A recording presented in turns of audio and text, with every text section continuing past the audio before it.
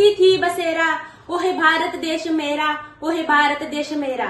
सन्माननीय अध्यक्ष, माननीय परीक्षक, मी दीपाली अभिषेक खैरनार आज तुमच्या समोर विषय मांडते, भारताची तरुणाई, संविधानाची जाणीव आणि देशाचे भविष्य।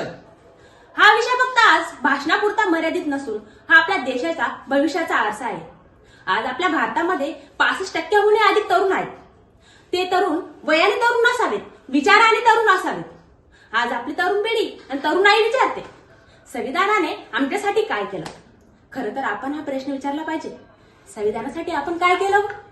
आज आपल्याला संविधानामुळे जगण्याचा अधिकार मिळतोय, प्रश्न विचारण्याचे बळ मिळते आणि अन्यायाविरुद्ध लढण्याची ताकद मिळते।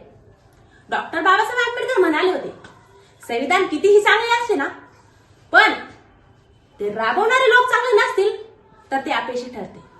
जेव्हा जेव्हा संविधान चुकीच्या लोकांच्या हातात जाईल तेव्हा तेव्हा संविधानाचा दुरुपयोग होत जाईल। देशाचे भविष्य ते नाही ठरवत संसदेमध्ये बसणारे लोक, तर देशाचं भविष्य ते ठरवतात, ती तरुणाई ठरवते, कॉलेजमधली तरुणाई ठरवते। देशाचे भविष्य प्रश्न विचारणारी तरुणाई ठरवते, देशाचं भविष्य मतदानाचा हक्क बजावणारी तरुणाई ठरवते, देशाचं भविष्य संविधान हातात घेऊन सत्तेसाठी उभी राहणारी तरुणाई ठरवते। आज आपल्या भारताला असा तरुण हवाय जो नोकरीसोबत नैतिकता जपेल, जो यशासोबत जबाबदाऱ्या स्वीकारेल। आज जर आपण संविधान वाचले नाही तर उद्या आपल्यावर असमानता, अन्याय, हुकुमशाही अशा अनेक घटना, अनेक गोष्टी आपल्यावर राज्य करू लागतील। पण जेव्हा आपल्याला आज संविधानाची जाणीव झाली ना, तेव्हा जगातली कुठलीही ताकद, मी बोलते जगातली कुठलीही ताकद आपल्याला लोकशाहीपासून हरवू शकत नाही। डॉक्टर APJ अब्दुल कलाम म्हणतात, भारत हा तरुणांचा देश आहे, तरुणच या देशाला घडवणार। पण आम्ही काय करतोय? स्वप्न ते नव्हे जे आपण झोपेत बघतो, स्वप्न ते जे आपल्याला झोपू देत नाही। आजची तरुण पिढी काय करते हो? काय करते आजची तरुण पिढी? सो कॉल युथ, आम्ही पण बदल घडवतोय कुठे?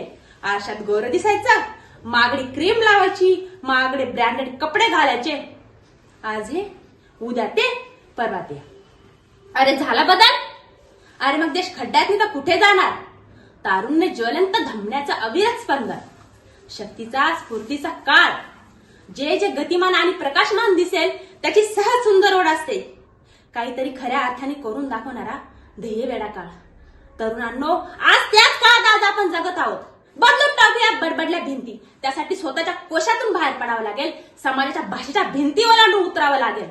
आज आपल्या भारतामध्ये भ्रष्टाचार, गुन्हेगार, बलात्कार, प्रांतवाद, बेरोजगारी अशा अनेक घटना घडतायत, आणि आपण काय करतोय? आम्ही मात्र आमच्याच दुनियेत खुश आहोत। आज आपल्या भारतामध्ये भारतीय संविधानाचे शिल्पकार डॉक्टर बाबासाहेब आंबेडकर, मावळ्यांना प्रेरित करणारे शिवाजी महाराज आणि स्त्री शिक्षणासाठी झटणारे महात्मा ज्योतिबा फुले यांच्यासारखे अनेक थोर महापुरुष आपल्या भारतामध्ये होऊन गेलेत। पण दिवस बदलतोय हो, महिना बदलतोय, वर्ष बदलतंय आणि कॅलेंडरही बदलते, पण आमचे विचार काय बदलत नाही हो। प्रश्नचिन्ह वाटते माणसाला की आपले विचार का बदलत नाही हो? काय करते आजची तरुणाई? जर आजची तरुणाई सुधारली नाही तर उद्याचं तरुणाचं कसं होणार? उद्याचं भविष्याचं कसं होणार? आपल्या भविष्याचं, आपल्या देशाचं कसं होणार? आणि आपल्या संविधानाचं काय होणार हो? काय होणार? स्वामी विवेकानंद म्हणतात, आदर्श युवक कसा असावा? ध्येय ज्याचे उच्च आहे, आत्मविश्वास दृढ आहे, इच्छाशक्ती प्रबळ आहे, धाडसाचे बळ आहे, सिंहासारखा निर्भीड आहे, चारित्र्य ज्याचे शुद्ध आहे, तोच खरा आदर्श युवक आहे। तुमच्या भाग्याचे तुम्हीच निर्माते आहात।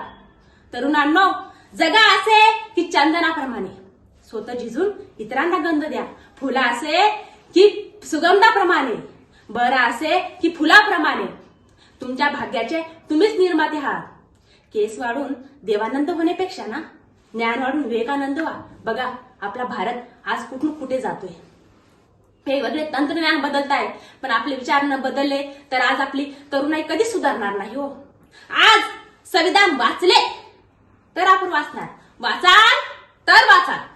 संविधान वाचले तर आपले विचार बदलतील, विचार बदलले तर समाज बदलेल, समाज बदलला तर आपला देश महासत्ता नसून मूल्य संपन्न राष्ट्र बनेल। तुम्हाला मी एक छोटीशी कथा सांगते। मावळणाऱ्या सूर्याच्या मनात एकदा आले की आपण अस्ताला गेल्यावर सर्वत्र काळोख माजेल, अंधार पसरेल, मग जगाला प्रकाश देण्याचे काम कोण करेल? मग सर्वत्र शांतता पसरेल.